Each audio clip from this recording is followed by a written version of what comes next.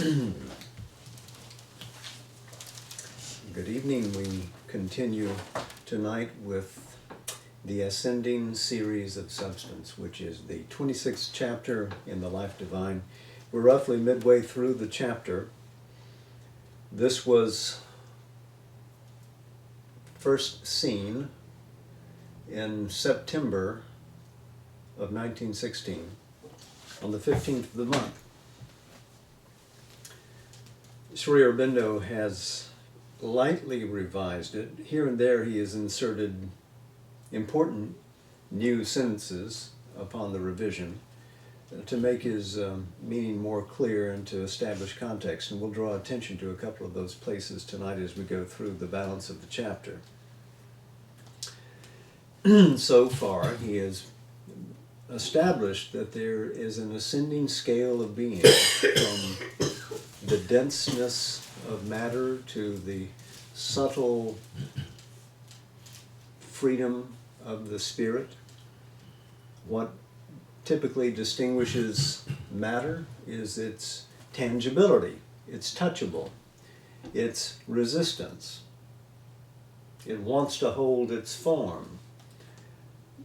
But substance does not exist only at the level of matter. Substance is the interrelationship between being and its own conscious force. And so where we arrive at a density of substance, we also arrive at a resistance, which is the resistance to the consciousness force by the substance through the sense, which is the intermediary of the two. And through that sense, the substance, the form, becomes the object of the witnessing consciousness. So at the level of matter, that form tends to be rigid. As we go higher and higher in the series, we'll see that rigidity yields. Sri Aurobindo, in the last paragraph that we covered last week, arrived at this idea that physical laws are not final, that, in fact, they are subject to change by conscious will. And in fact, all the universe is a manifestation of that conscious will. It has a teleological purpose in manifesting the apparent density and insentience of matter. It is not an accident. It is not something that has happened to unwittingly the divine being, but rather the divine being has invested itself in this poise with a purpose in mind.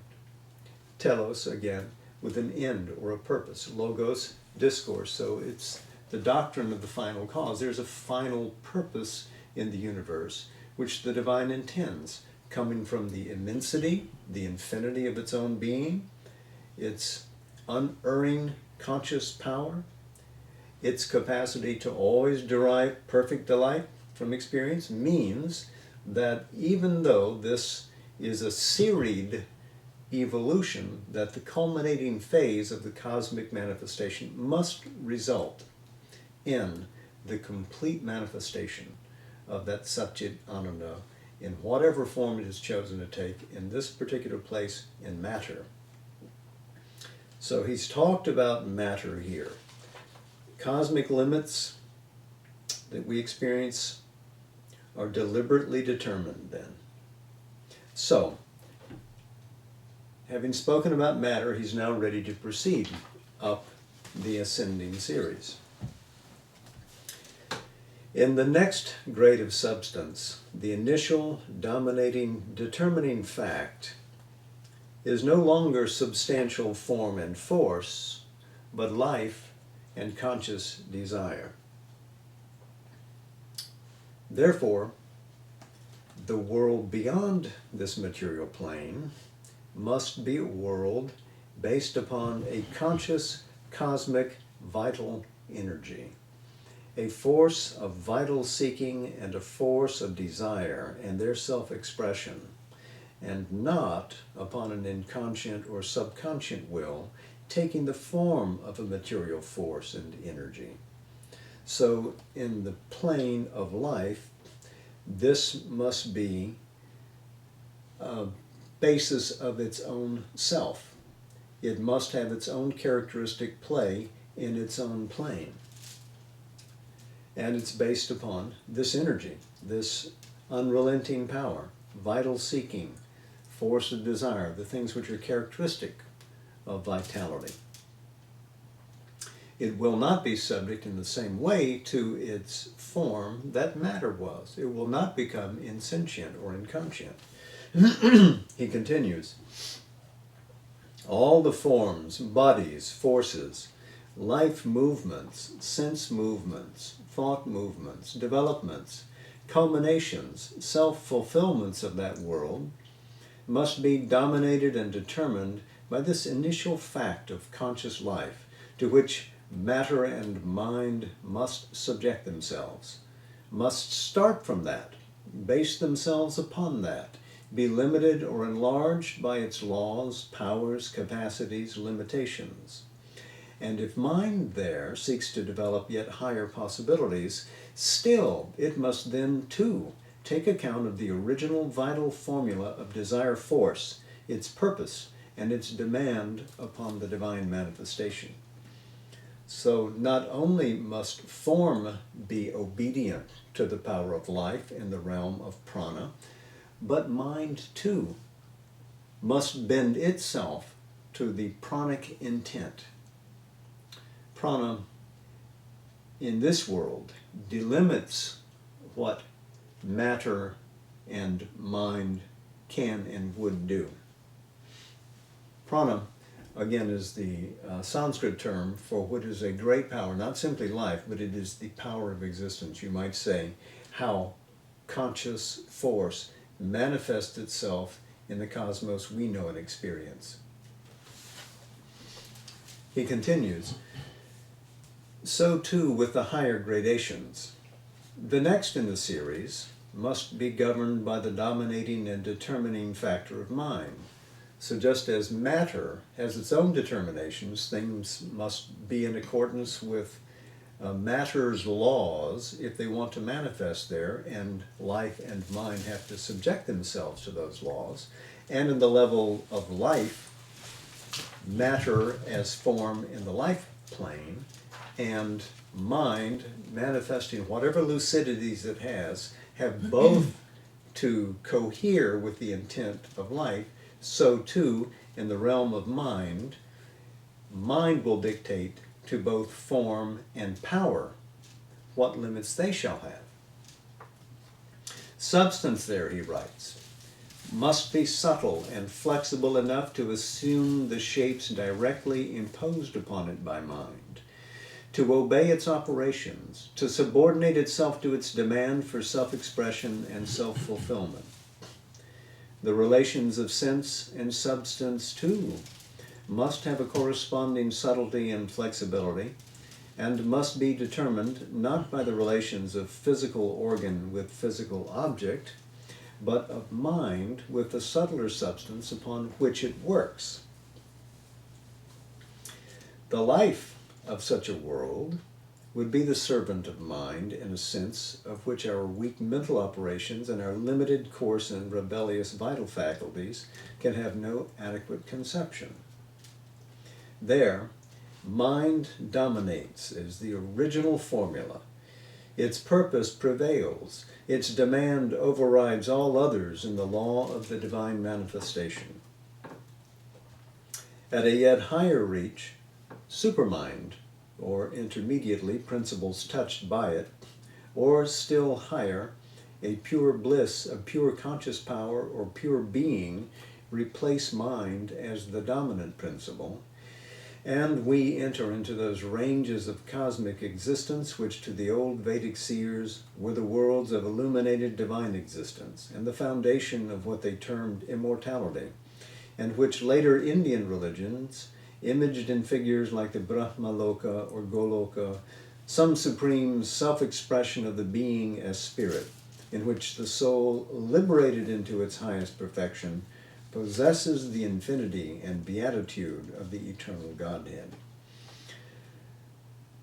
So some part of this was added by Sri Aurobindo. Right after the term supermind, he describes, or intermediately, principles touched by it, which he will come to describe in chapters not far from this now.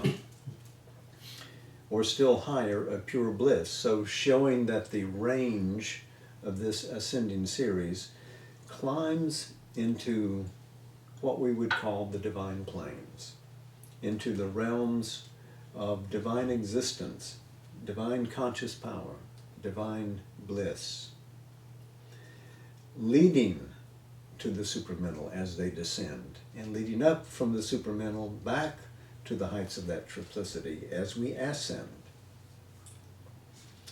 So we see this picture now of substance figuring itself in matter according to certain laws which describe the relationship of conscious force to being at that level, replicated in the life plane, but in terms appropriate to life, replicated in the plane of mind, but in terms appropriate to mind, and thus leading beyond.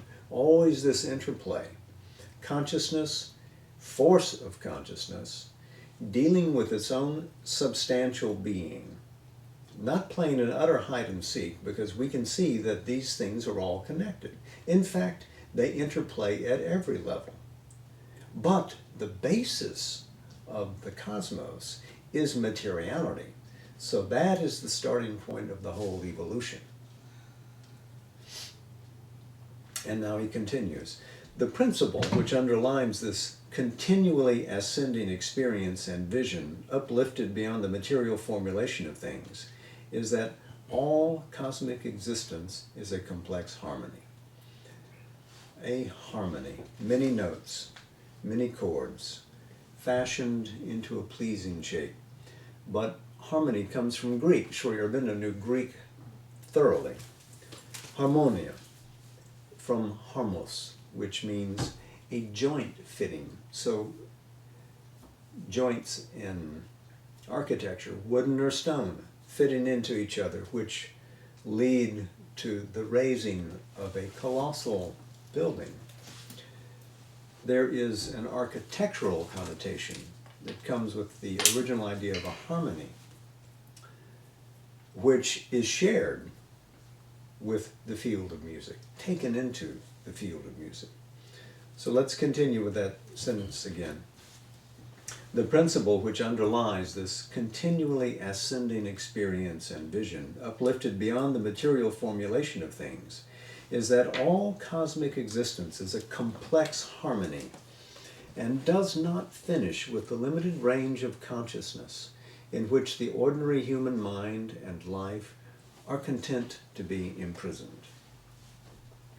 Being, consciousness, force, substance descend and ascend a many-runged ladder, on each step of which being has a vaster self-extension, consciousness a wider sense of its own range and largeness and joy, force a greater intensity and a more rapid and blissful capacity, substance gives a more subtle, plastic, buoyant and flexible rendering of its primal reality.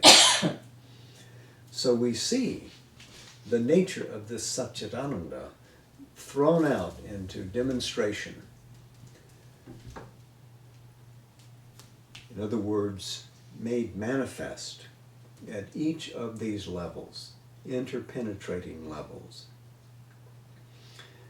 For the more subtle is also the more powerful. One might say, the more truly concrete. It is less bound than the gross. It has a greater permanence in its being, along with a greater potentiality, plasticity, and range in its becoming. Each plateau of the hill of being gives to our widening experience a higher plane of our consciousness and a richer world for our existence. So as we climb, we gain in freedom, we gain in vista. What is potential to us at one realm is outstripped by the potency of the following. Where we feel rigid and crimped in the material form of matter's housing, we feel limitless when we reach the higher stage. So our experience becomes greater and greater. But now, however it might be experienced in those higher planes, what does it mean for the body? And he comes back to this now. But how does this ascending series affect the possibilities of our material existence? It would not affect them at all if each plane of consciousness, each world of existence, each grade of substance, each degree of cosmic force were cut off entirely from that which precedes and that which follows it.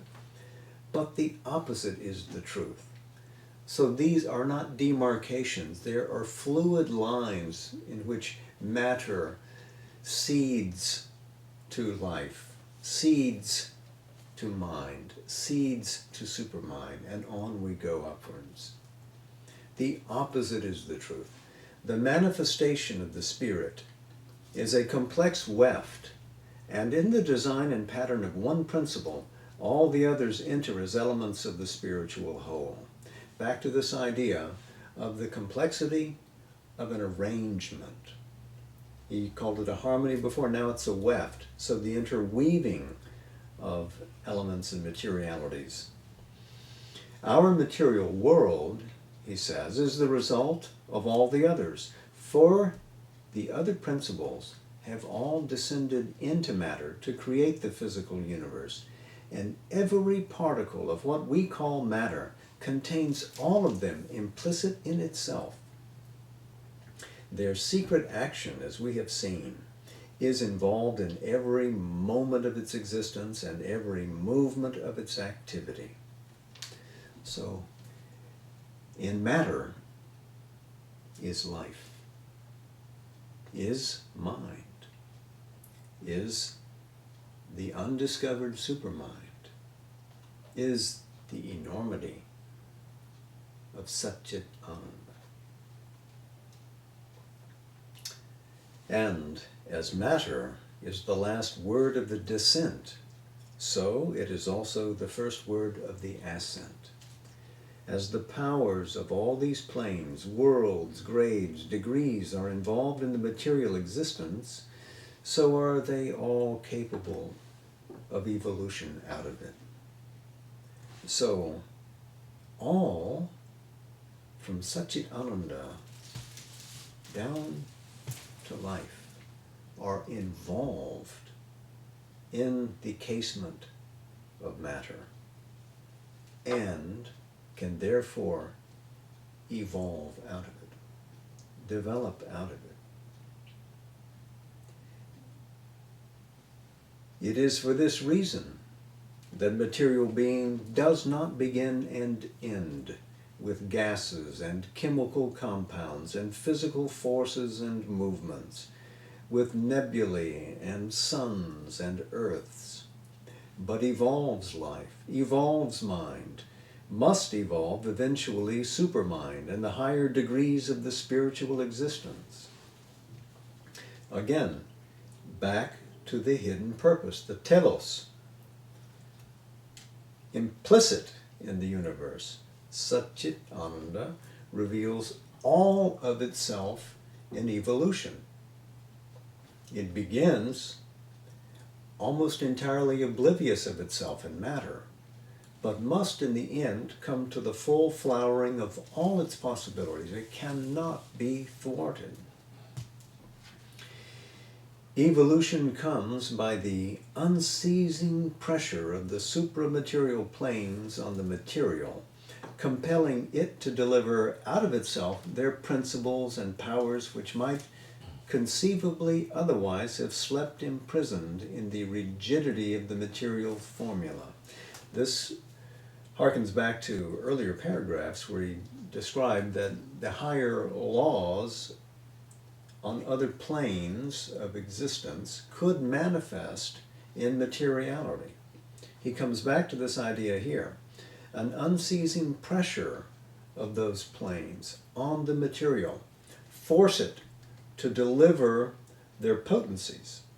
They must come out because they're being struck. And he says here, and he revises this a little bit, he says, which might conceivably, he adds the word conceivably here, otherwise have slept imprisoned. And then he adds a complete final sentence. This would even so have been improbable, since their presence there implies a purpose of deliverance.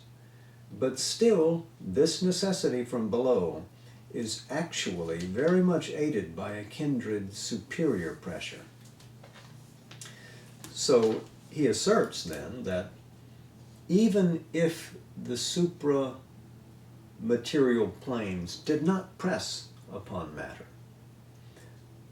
their very presence inside of matter would stir and want to come out through the force of evolution. But there is an intent of these greater planes to press upon and intervene and inject themselves through some force of awakening into matter so that they do stir into life, so that greater powers emerge from that, into mind so that greater powers and lights emerge in mentality as well. So there's an implied partnership below and above. So the Spirit wants to transform the earth, is not disgusted by the apparent denials present in the restricted consciousness of mind, in the limited power of life, in the apparent insentience and blindness of matter. On the contrary, they're forcing their way in. So if this is what the spiritual planes want to do, why do we, wanting to practice spirituality, want to run from the world? I think the reverse is what we're called to do, to fully embrace the world and be spiritual here in matter. I think this is his argument, is it not? He continues, nor can this evolution end with the first meager formulation of life, mind, supermind, spirit, conceded to these higher powers by the reluctant power of matter. For as they evolve, as they awake, as they become more active and avid of their own potentialities, the pressure on them of the superior planes, a pressure involved in the existence and close connection and interdependence of the worlds, must also increase in insistence, power, and effectiveness. So the higher we go, the more power the ranges of spiritual awareness have to force the emergence and spur forward the evolution of this existence, which we call the cosmos. And now he adds another important phrase. Not only must these principles manifest from below in a qualified and restricted emergence, but also from above they must descend in their characteristic power and full possible efflorescence into the material being. The material creature must open to a wider and wider play of their activities in matter. And all that is needed is a fit receptacle, medium, instrument. That is provided for in the body, life, and consciousness of man. So these principles, as he says, must manifest here. But they must manifest here in a way that they can really be who and what they are, not diluted in strength, not stepped down so that they don't make matter shake and quake, but be able to stand fully, radiantly, for what they are above, but here. Certainly, if that body, life, and consciousness were limited to the possibilities of the gross body, which are all that our physical senses and physical mentality accept, there would be a very narrow term for this evolution, and the human being could not hope to accomplish anything essentially greater than his present achievement. But this body, an ancient occult science discovered, is not the whole even of our physical being. This gross density is not all of our substance. The oldest Vedantic knowledge tells us of 5 degrees of our being: the material, the vital, the mental, the ideal, the spiritual or beatific. And to each of these grades of our soul, there corresponds a grade of our substance, a sheath, as it was called in the ancient figurative language. Well, this takes us back to the Taittiriya Upanishad, which opened this chapter, if you remember.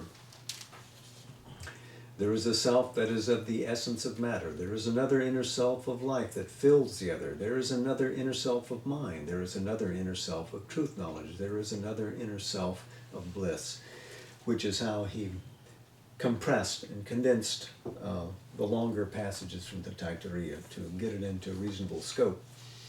So this is the Vedantic teaching that he's referring to. And it has reverberated throughout the rest of Indian philosophy and spiritual history.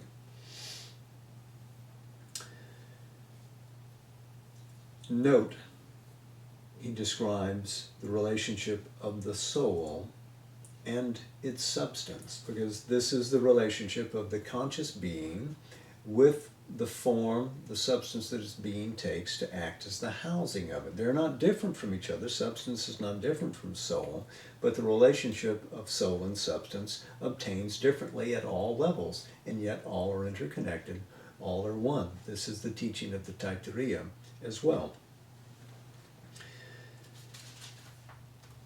To return to Sri Aurobindo's paragraph, a later psychology found that these 5 sheaths of our substance were the material of 3 bodies: gross, physical, subtle, and causal, in all of which the soul actually and simultaneously dwells, although here and now we are superficially conscious only of the material vehicle.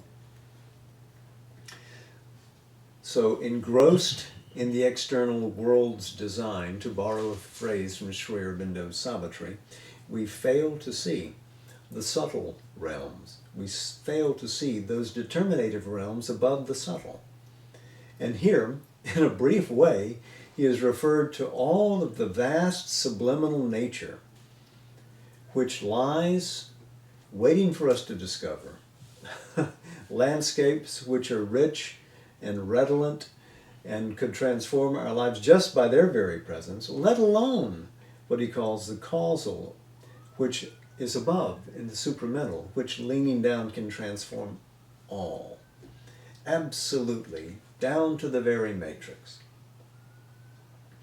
We are aware only of the brute reality of our body, and in moments when we are challenged, doubt the existence of an assertive life which can last beyond the frame that supports it, or of our mentality which similarly becomes nebulous to our grasp.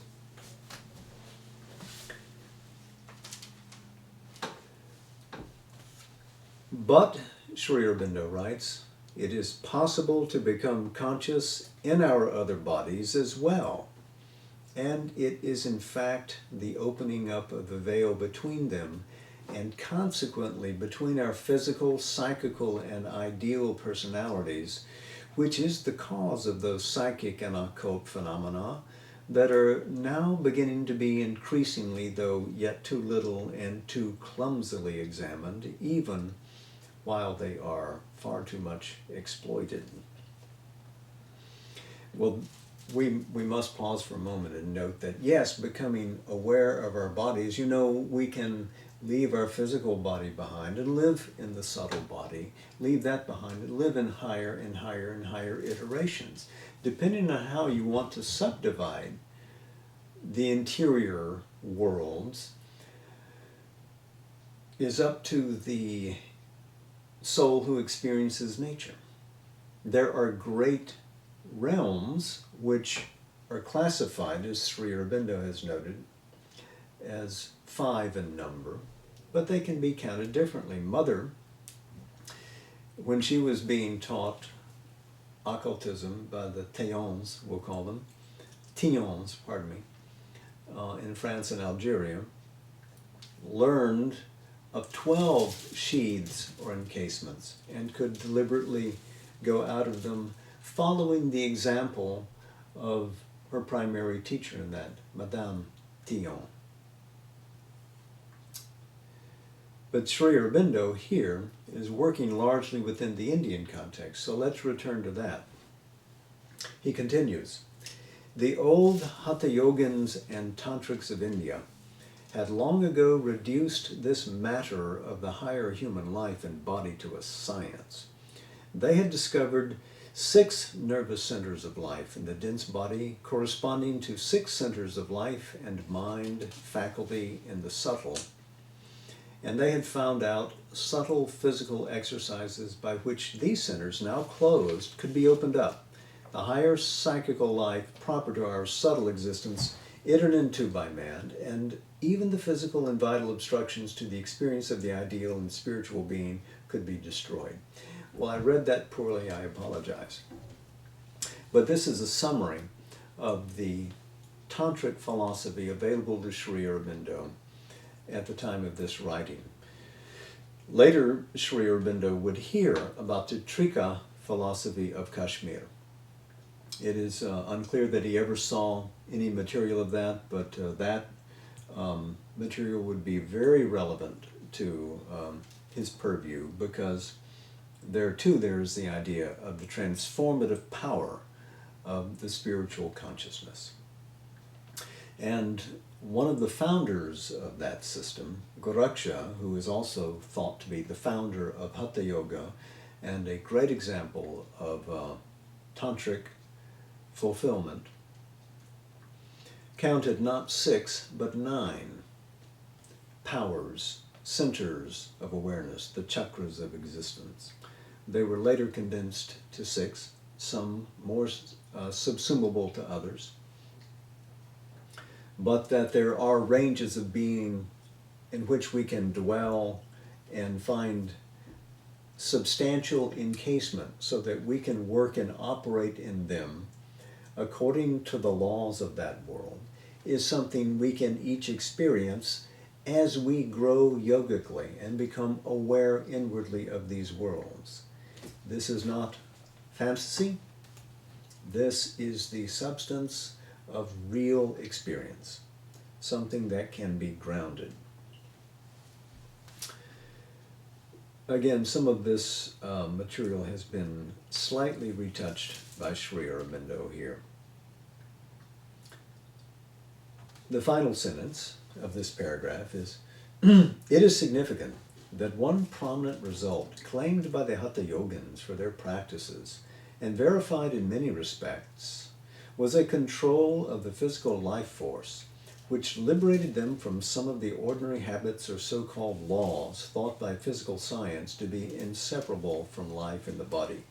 And these, of course, are the various siddhis, the Ashtasiddhi, the 8 siddhis, the 8 fulfillments, which give the person who has gained that power the ability to suspend or subordinate physical laws according to his will. And this indeed was suggested to be one of the most striking things about the personality of Goraksha, that he wielded such powers. Behind all these terms of ancient psychophysical science lies the one great fact and law of our being, that whatever be its temporary poise of form, consciousness, power in this material evolution, there must be behind it, and there is, a greater, a truer existence of which this is only the external result and physically sensible aspect. Now this is, of course, Sri Aurobindo's experience. And again, he's writing from something he has realized. This is not a thought, this is not a notion. Our substance, he says, does not end with the physical body.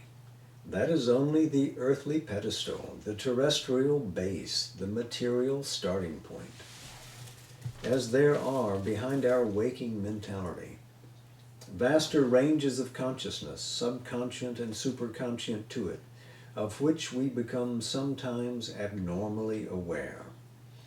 So there are behind our gross physical being other and subtler grades of substance, with a finer law and a greater power, which support the denser body, and which can, by our entering into the ranges of consciousness belonging to them, be made to impose that law and power on our dense matter, and substitute their purer, higher, intenser conditions of being for the grossness and limitation of our present physical life and impulses and habits.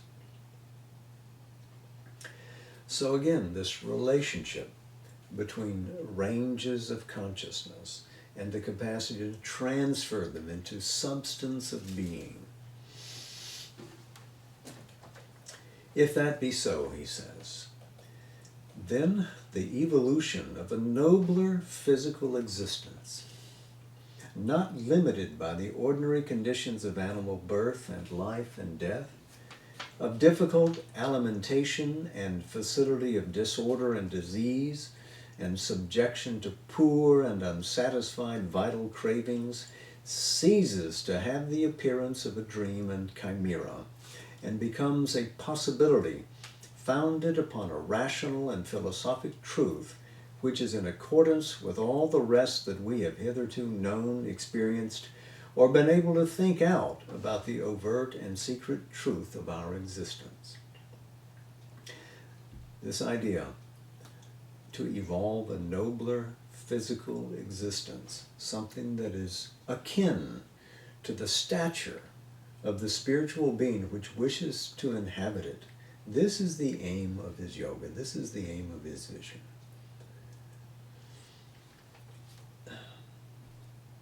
This is the kind of partnership between spirit and matter that should obtain in this world.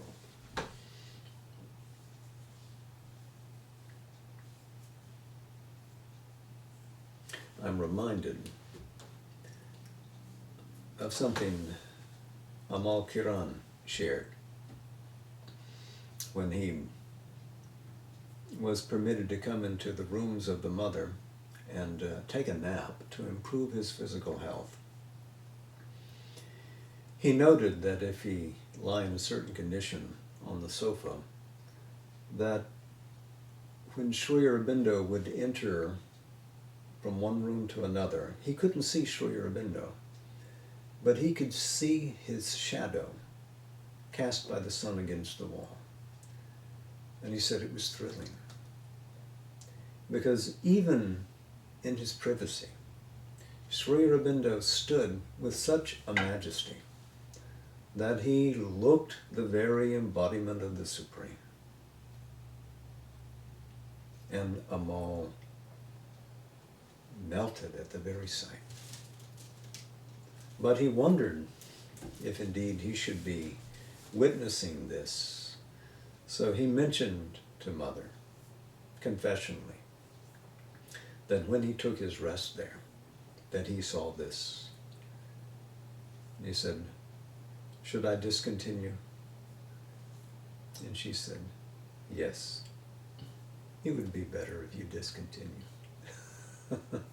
Sri Aurobindo wanted to be seen only on certain days of the year, so that He could draw that force down from above and condense it into his body, constellate it in his own physical being. And any detraction or note of dissonance that could disturb or perturb that movement would be unwelcome, not simply to him, but to all the universe, which is waiting for this convergence to occur. So pardon me for taking you there.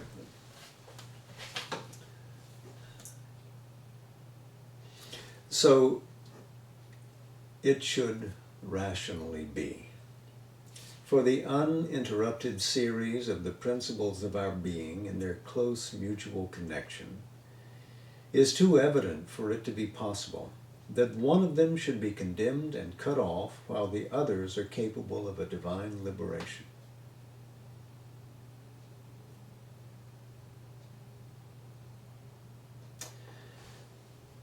The ascent of man from the physical to the supramental must open out the possibility of a corresponding ascent in the grades of substance to that ideal or causal body which is proper to our supramental being.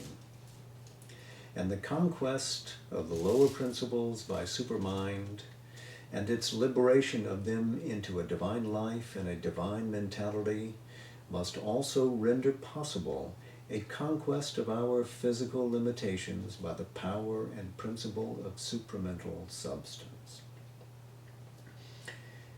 It must be capable of being exported from there down here. If laws from above can penetrate the lower encasements, then the supramental power must, with its supramental substance, be capable of penetrating materiality here. Our assent to that, note what he says, which is proper to our supramental being. Not one of us here is absent that supramentality. Only it remains in its essence undiscovered by us. It is always our secret nature. And we must have the power inherent within us to rejoin it, become it, and install it here. And powers there are from above that want to aid us in that.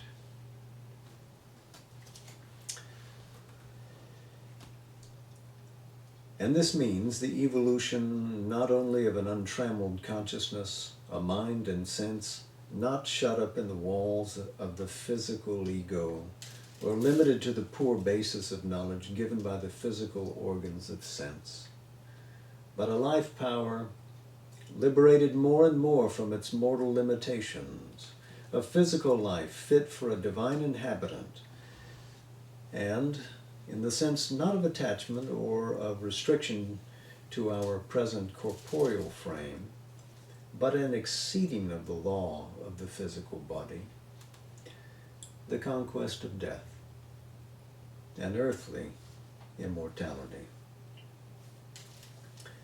For from the divine bliss, the original delight of existence, the Lord of immortality comes pouring the wine of that bliss, the mystic soma, into these jars of mentalized living matter. Eternal and beautiful, he enters into these sheaths of substance for the integral transformation of the being and nature. A remarkable passage. This was added to the original essay from the Arya, and if you remember, I described how he had added and substituted citations from the Upanishad and from the Rig Veda, retranslated one section. He has taken some of that and installed it into this beautiful imagery here. The Lord of immortality comes pouring the wine of that bliss, the mystic soma, into these jars of mentalized living matter, the matter, life, and mind, the vehicle that we have, So that is imported and poured into us. Eternal and beautiful. He, the Supreme, enters into these sheaths of substance to transform integrally all that we are. So he's back to that opening citation. The laws of nature, the laws of the body, can be changed.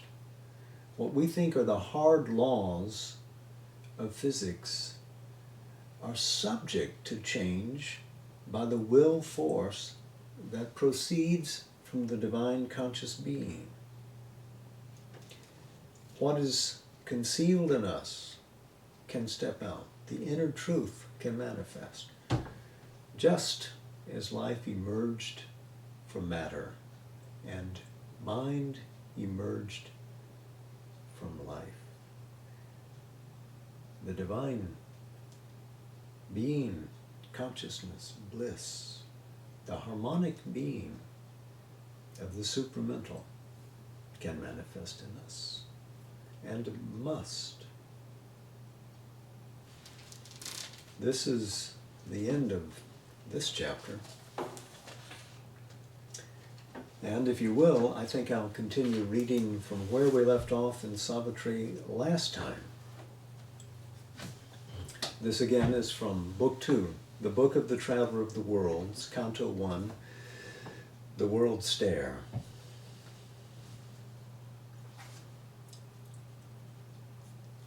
This was the single stair to being's goal. A summary of the stages of the spirit, its copy of the cosmic hierarchies, refashioned in our secret air of self, a subtle pattern of the universe. It is within, below, without, above.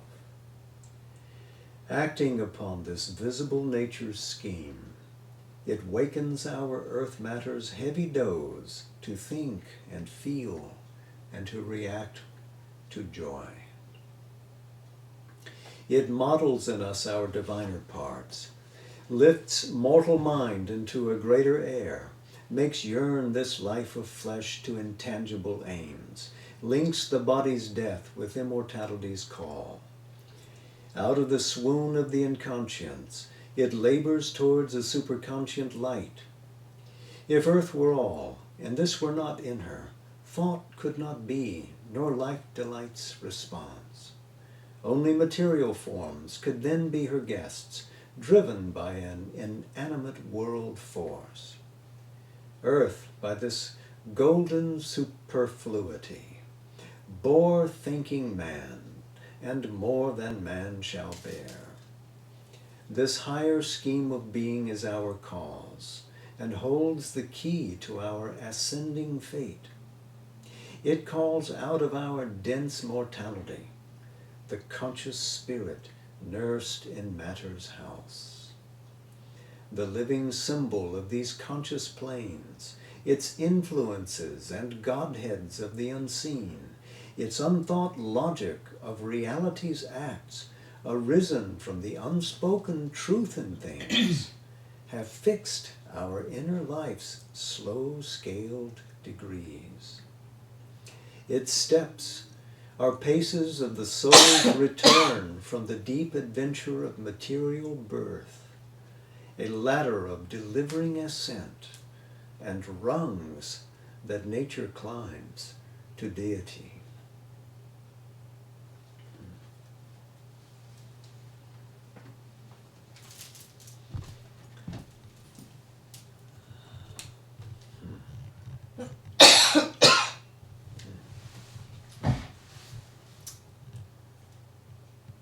Next week, the sevenfold chord of being.